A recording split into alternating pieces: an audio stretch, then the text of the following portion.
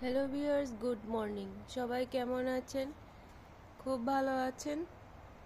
আজকের ব্লগটা শুরু করছি। আজকে আমি আপনাদেরকে চিকেন ডাক বাংলো রান্না করে দেখাবো। চলুন কিচেনে যাই। এখানে আছে চিকেন, 2টা ডিম, তেজপাতা, লবঙ্গ, দারুচিনি, এলাচ, আলু, লবণ, কাশ্মীরি মরিচের গুঁড়া, লাল মরিচের গুঁড়া, ধনিয়া গুঁড়া, জিরা গুঁড়া, হলুদের গুঁড়া, আর এখানে আছে একটা টমেটো কুচি, 2টা পেঁয়াজ কুচি, একটা রসুন কুচি এবং সামান্য আদা কুচি একসাথে ব্লেন্ড করে পেস্ট তৈরি করে নেব। এখন কড়াইটা গরম করে নিচ্ছি। কড়াইটা গরম হয়ে আসলে তেল দিয়ে দেব, তারপর আলুগুলো ফ্রাই করে নেব। কড়াই গরম হয়ে গেছে, এখন তেল দিয়ে দিচ্ছি। হালকা একটু লবণ, সামান্য একটু হলুদের গুঁড়া। এখন সবগুলো একসাথে মিক্স করে আলুগুলো ফ্রাই করে নেব। আলুগুলো দিয়ে দিচ্ছি। আলুগুলো ফ্রাই করে নিচ্ছি।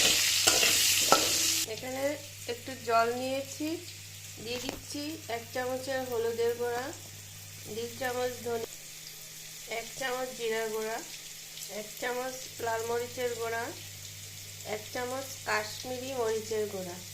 সবগুলো একসাথে মিক্স করে নেব।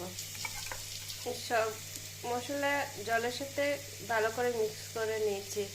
দেখুন আলুগুলো ফ্রাই হয়ে গিয়েছে, এখন নামিয়ে নিব। আলুগুলো নামিয়ে নিয়েছি। এখন এখানে চিকেনগুলো হালকা ফ্রাই করে নেব।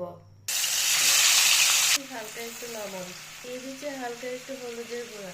এখন চিকেন হালকা ফ্রাই করে নেব।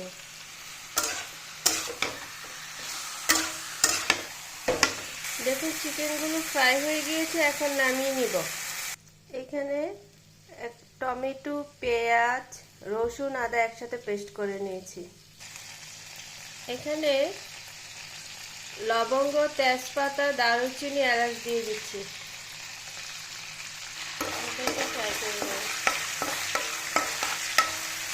এখন এই পেস্টটা দিয়ে দিচ্ছি, অনিয়ন পেস্ট।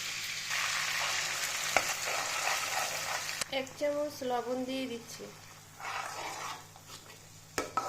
এখন এই পেস্টটা ভালো করে ফ্রাই করে নেব। দেখুন মিক্সচারটা প্রায় হয়ে এসেছে। এখন এই মিক্সচারটা, হলুদ গুঁড়া, মরিচের গুঁড়া মিক্সচারটা দিয়ে দিচ্ছি মিক্সচারটা।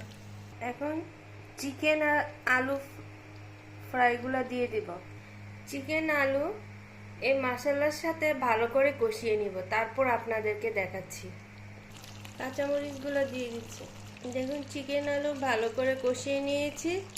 এখন এই এগগুলো, বয়েল এগগুলো দিয়ে দিব।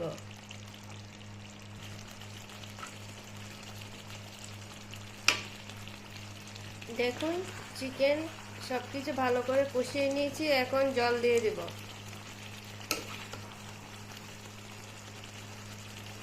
এখন জল দিয়ে দিচ্ছি। এভাবে 20 মিনিট কুক করে নেব। 20 মিনিট পরে আপনাদেরকে দেখাচ্ছি। তৈরি হয়ে গেল আমার চিকেন ডাক বাংলো। আজকের রেসিপিটি আপনাদের কাছে কেমন লাগলো আমাকে কমেন্ট করে জানাবেন। সবাই ভালো থাকবেন, আমার জন্য দোয়া করবেন।